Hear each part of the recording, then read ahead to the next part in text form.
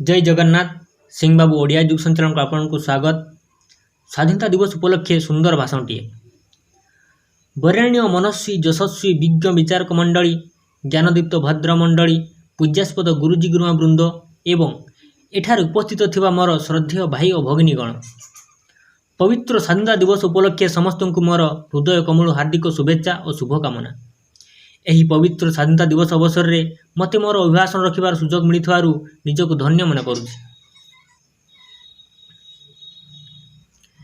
आज हूँ अगस्ट 15 तारीख।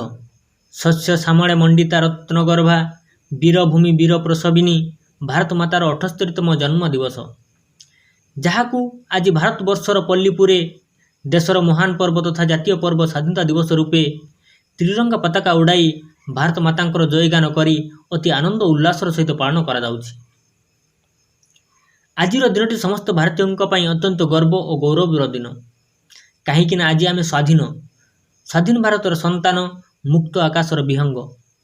किंतु यही स्वाधीनता पछरे प्राय 200 वर्षर इतिहास लुचि रही, जार प्रत्येक पृष्ठारे आमर पूर्व वीर पुरुष तथा स्वाधीनता संग्रामी बलिदान, संघर्ष और उत्सर्गीकृतर कहानी मान लेखा।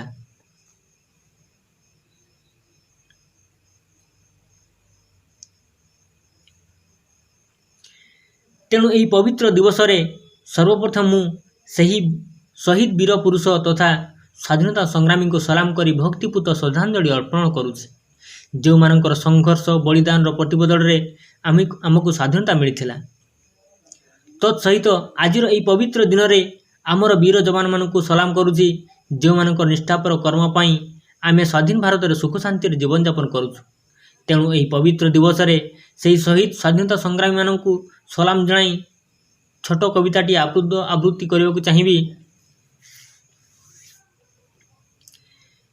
देई जाइअछ देशे स्वाधीनता प्राण को करिछ दान, रखी जाइअछ वीरर मर्यादा भारत मातार मान। अंधकारमय आकाश रे तुमे तारा परी फुटिथिल, देश जाति पाई सड़ीताटे होई जीवन को जाड़ीदेल। सलाम करुछि वीरत्व को तुम हृदय कमलु मोर, अश्रु बदल हस देई गल स्वाधीनता परी दिन।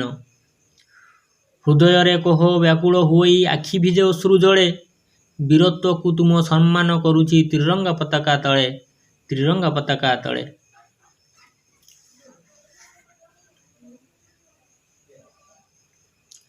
भारत जननी कल बहु बरपुत्र मानकर आविर्भाव घटी, सेमानक त्याग और कर्तव्य निष्ठा जोगु भारत जननी आज विश्व सम्मानित।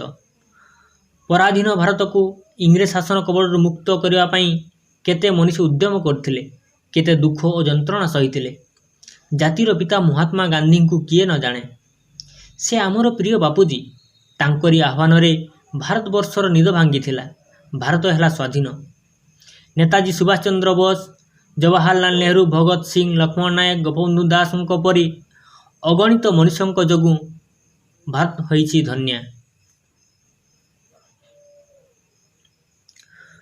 1947 मसीहा अगस्ट 15 तारीख दिन देश आमर इंग्रेज शासन कबल मुक्ति पाई स्वाधीनतार स्वाद चाखिला सत, किंतु आज भी पुणी वैदेशिक कंपानी और देशी पुंजीपति मायारे बाया होई पुणी आमे शोषणर सरव्य हेबा सह सर्वनाशर बाट खोजुछु।